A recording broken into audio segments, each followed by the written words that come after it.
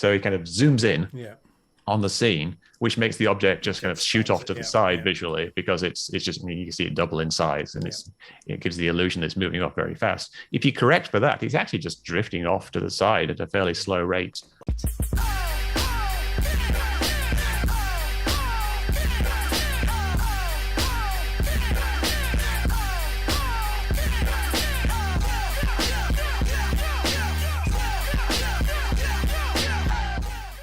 And then the Nimitz encounter after the Faragher Tic Tac engagement, pilot Chad Underwood captured some footage of an object using an infrared camera pod, the famous FLIR video, which Mick mentioned. And they assumed that this footage is the same Tic Tac or a similar craft.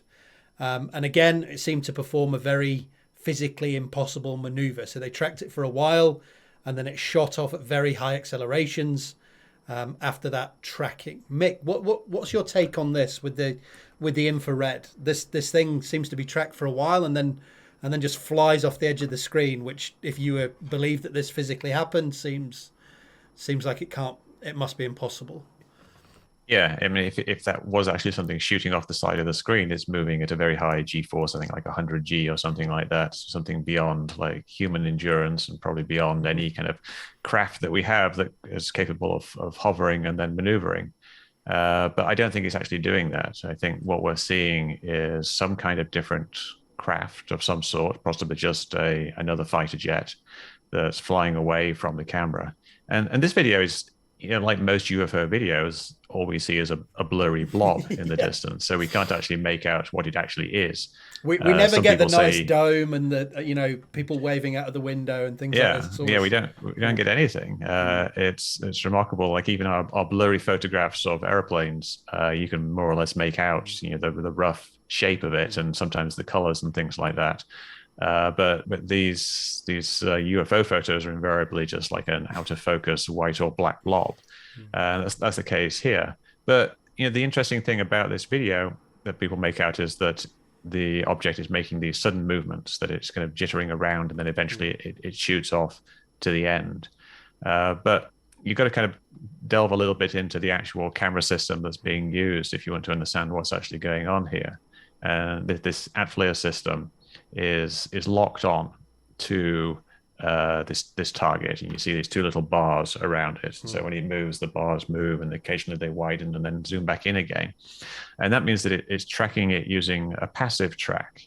Now, active tracking would be something where you shine a laser beam or a radar beam onto something, and then you measure the returns off it, and you can use that's to actually track where it is. So you follow it with the beam, and the direction of the beam shows where to point the camera. With a passive track, you're just looking at the actual video image itself, and you're using the pixels on screen to box in an object and then follow that with the camera. And these systems are pretty good at doing this, because they can move the line of sight very, very rapidly. That you've got these external gimbals, and like we talked about earlier, you've got the fine-tuned internal gimbals, which are just mirrors, so they can like zip around really, really fast and keep on target. But what happens in this video is that the Chad Underwood, who wasn't actually the pilot, is the WSO, the weapons systems operator, the WISO. And he sits in the back seat. He doesn't actually fly the plane. He's just controlling the weapon systems and here the camera. He switches through a variety of different modes or settings in the camera. For one thing, is switching between TV mode, which is just visible light, where the object just shows up as a black blob, presumably because it's backlit, and an infrared mode, which is showing the heat coming off the object. But when you switch between these two cameras, the system loses what it's actually looking at. And so it has to kind of regain that lock again.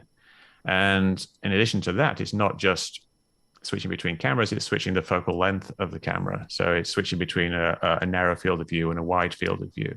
And there's another situation where the camera just loses its video signal. For some reason, there's some kind of interruption in the signal, and you see it lose it. And then there's another one where the camera has to do one of these gimbal rolls, just the same as it did in the gimbal video. And you see the craft actually looks like it makes a little tight circle, but it's actually the camera rotating, and you can see the whole scene actually rotates.